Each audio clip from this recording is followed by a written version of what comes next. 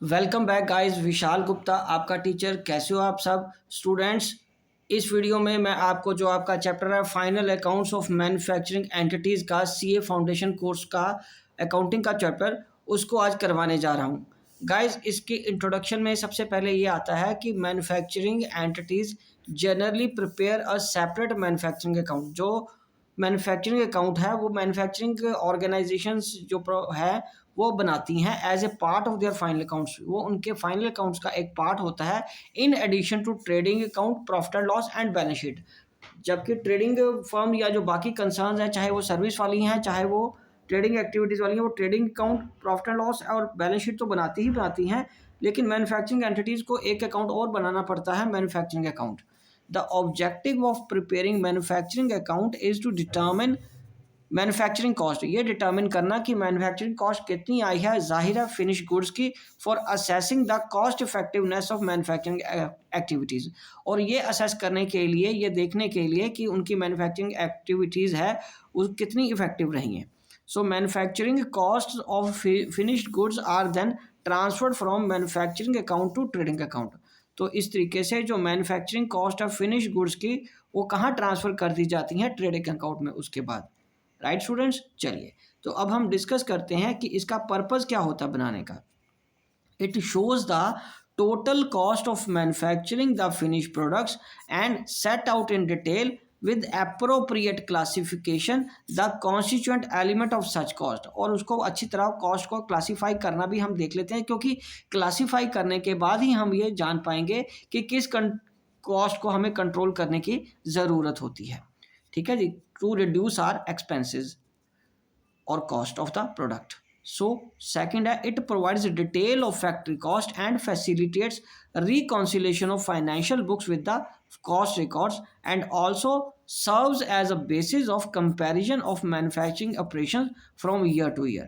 इसका बनाने का ये फ़ायदा होता है कि एक तो हम इसे पूरी डिटेल में हमें फैक्ट्री कॉस्ट का पता चल जाता है और ये हमें रिकनसाइल करने में भी आसानी रहती है, फाइनेंशियल बुक्स को कॉस्टिंग रिकॉर्ड के साथ रिकनसाइल करने में भी। और आल्सो ये सर्व क्या करता है, हमारा बेसिस मैन्युफैक्चरिंग ऑपरेशंस का एक साल से दूसरे साल के साथ परफॉर्मेंस को मेजर करना भी हमारे लिए ईजी हो जाता है। ठीक है गाइस, तो चलिए अब हम आगे बात करते हैं। थर्ड इसका पॉइंट क्या है पर्पज़ का। द मैन्युफैक्चरिंग अकाउंट में also be used for various other activities. Other activities के लिए भी यूज़ हो सकता है, like use to fix the amount of production of profit sharing bonus. Such schemes are in force. जो कि उस वक्त हमारे पास स्कीम्स लगी हुई हैं कि प्रोडक्शन के बेसिस पे प्रॉफिट कितना होना चाहिए, शेयर ऑफ बोनस कितना, प्रॉफिट शेयर बोनस का कितना देना है हमें। ठीक है, इस लिए फिर हमें मैन्युफैक्चरिंग अकाउंट को बनाना ज़रूरी हो जाता है। ओके जी, क्योंकि उस जिस केस में हमने प्रॉफिट को का बोनस के फॉर्म में जब देना है वो प्रोडक्शन के साथ लिंक्ड हो, उस केस में हमें मैन्युफैक्चरिंग अकाउंट बनाना ज़रूरी हो जाएगा। सो गाइस, मैन्युफैक्चरिंग एक्टिविटीज़ या एंटिटीज़ में हमारे फाइनल अकाउंट्स बनते हैं, जो उसमें पहला आ जाएगा मैन्युफैक्चरिंग, दूसरा ट्रेडिंग, तीसरा प्रॉफिट एंड लॉस एंड चौथा balance sheet. Guys, manufacturing cost calculate कैसे करेंगे। मैन्युफैक्चरिंग कॉस्ट को कैलकुलेट करने के लिए पहले हमें करना पड़ेगा, रॉ मटेरियल कंज्यूम लिख लिया हमने। रॉ मटेरियल कंज्यूम में डायरेक्ट मैन्युफैक्चरिंग वेजेस को ऐड कर देना है, डायरेक्ट मैन्युफैक्चरिंग एक्सपेंसेस को ऐड कर देना है, इनडायरेक्ट मैन्युफैक्चरिंग एक्सपेंसेस को ऐड कर देना है। और ये हमारा क्या बन जाएगा गाइस, टोटल ओवरहेड कॉस्ट। ये हमारा क्या बन जाएगा गाइस, टोटल ओवरहेड कॉस्ट बन जाएगा। ओके जी, चलिए अब हम आगे बात करते हैं कि रॉ मटेरियल कंज्यूम को कैलकुलेट कैसे करते हैं। क्वाइट ऑब्वियस, उसमें जो opening inventory of raw material है उसमें जितना उस पर्टिकुलर पीरियड में या उस फाइनेंशियल ईयर में परचेज हुआ है उसको ऐड कर लेंगे और क्लोजिंग इन्वेंट्री माइनस कर देंगे, तो रॉ मटेरियल कंज्यूम हमारे पास ये फिगर कैलकुलेट होकर आ जाएगी। ठीक है जी। So if there remain unfinished goods at the beginning at the end of the accounting period, और यदि कोई फिनिश गुड्स रहती हैं अकाउंटिंग पीरियड के बिगिनिंग में या एंड में, cost of such unfinished goods is shown in manufacturing account. और वो किस में दिखाई जाती है, मैन्युफैक्चरिंग अकाउंट में। Opening WIP is posted to the debit of the manufacturing account. Opening WIP कहाँ दिखाई जाती है, debit of the manufacturing account में। एंड क्लोजिंग WIP कहाँ दिखाई जाती है, credit of the manufacturing account में। ठीक है गाइज, तो डायरेक्ट मैन्युफैक्चरिंग एक्सपेंसेस क्या होते हैं, अब हम उसको डिस्कस करते हैं। Guys, direct manufacturing expenses are cost other than material, wages, which are incurred for a specified product or saleable service. Example of manufacturing expenses are royalties for using license and technology, और hire मतलब rent charges of plant and machinery etcetera. ठीक है जी, ये सारा खर्चा किस में आ जाएगा, हमारा डायरेक्ट मैन्युफैक्चरिंग एक्सपेंसेस कहलाता है। ठीक है जी, तो आगे हम डिस्कस करेंगे इनडायरेक्ट मैन्युफैक्चरिंग एक्सपेंसेस या ओवरहेड एक्सपेंसेस क्या होते हैं। गाइज ये आ जाएगा, these are also called manufacturing overheads, production overheads, work overheads etcetera.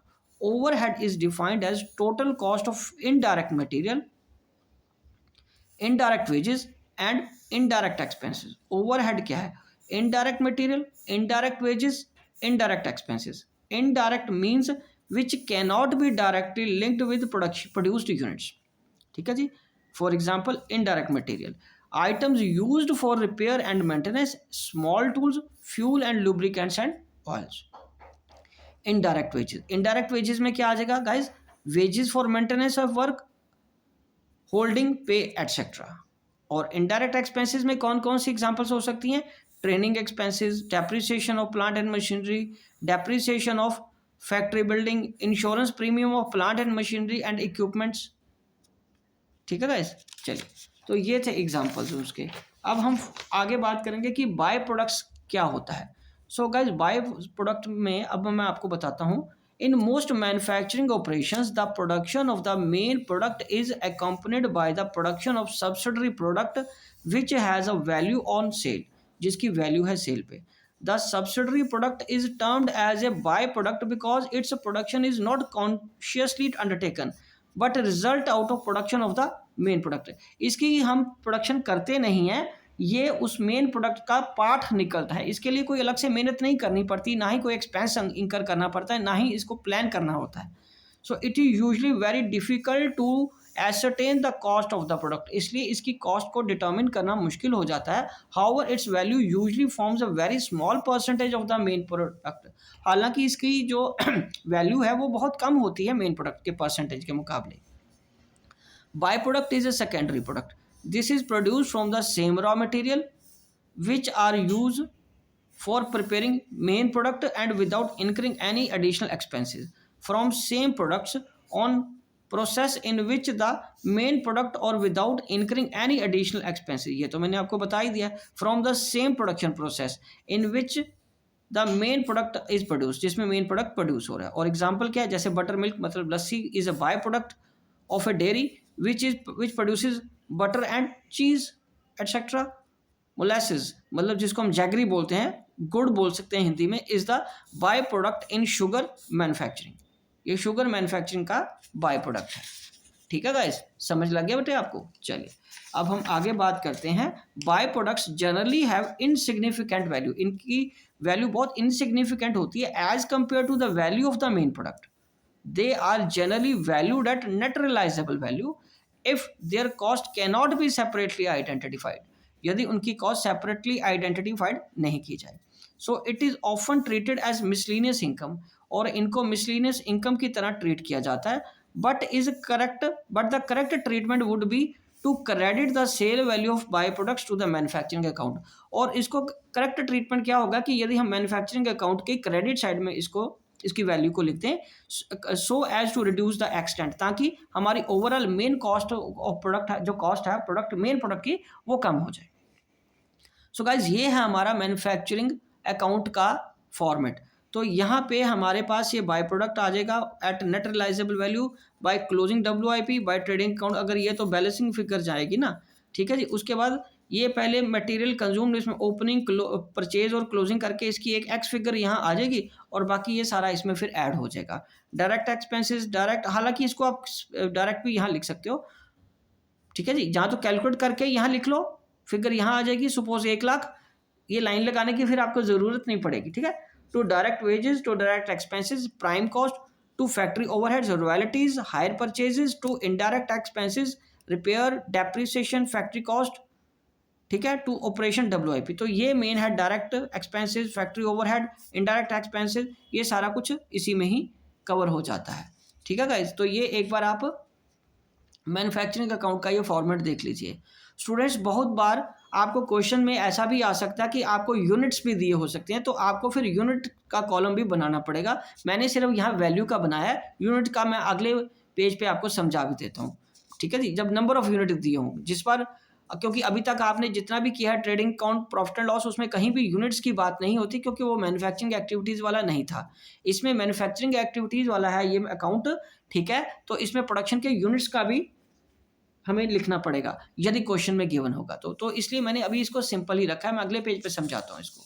ठीक है गाइस, तो चलिए 7th में है frequently problem the how the two prepare manufacturing account, कैसे बनाया जाता है, क्या प्रॉब्लम हमें सॉल्व फेस करनी पड़ती है।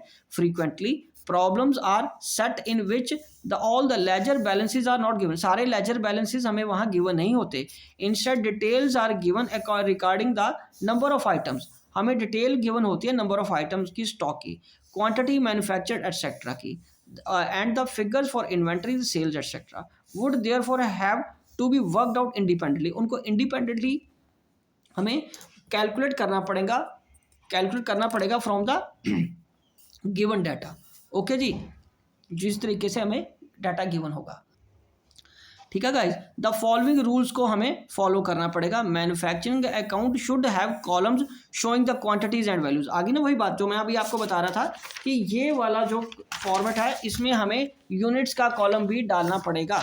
तो बाकी सारा फॉर्मेट को अगर हम सेम माने तो ये वही बनेगा, बट इसमें वैल्यू के साथ यहाँ पे ये कॉलम यूनिट्स का आ जाएगा, बाकी फॉर्मेट सारा सेम रहेगा। ये मैं आपको समझाना चाहता था। ठीक है जी, वो पहले मैंने जानबूझ के उसमें नहीं ऐड किया ताकि आपको कोई कंफ्यूजन ना रहे, बिकॉज इस तरह का फॉर्मेट शायद आप फर्स्ट टाइम देख रहे थे।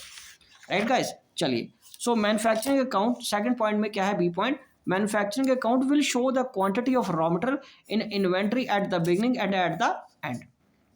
As regards finished good, it will only show the quantity manufactured as regard WIP opening and closing amounts. And C, the trading account will show the quantities of finished goods and sold and produced and the opening and closing inventory. Trading account क्या show करेगा, FG की opening और closing show करेगा। ठीक है जी, stock की। It will not show the quantity of raw material and WIP। Okay, and D point है for determining the value of closing inventory in the absence of the specific instruction, it must be assumed that sales has been made on FIFO method. FIFO method मतलब first in first out वाला हुआ है, and the closing inventory consists as far as possible of goods produced during the year, the opening inventory being sold out। और opening inventory ये मान के चला जाता है कि सारी बिक गई है। राइट हो, ठीक है जी। तो स्टूडेंट्स इसी के साथ इसका ये थ्योरेटिकल पोर्शन इस चैप्टर का कंप्लीट होता है। आई होप कि आपको अच्छे से समझ आ गया होगा। आप इसी तरह मेरे चैनल को देख के अपना कोर्स को कंप्लीट करते रहिए और प्रॉपर अंडरस्टैंडिंग बनाते रहिए। ओके जी, डन।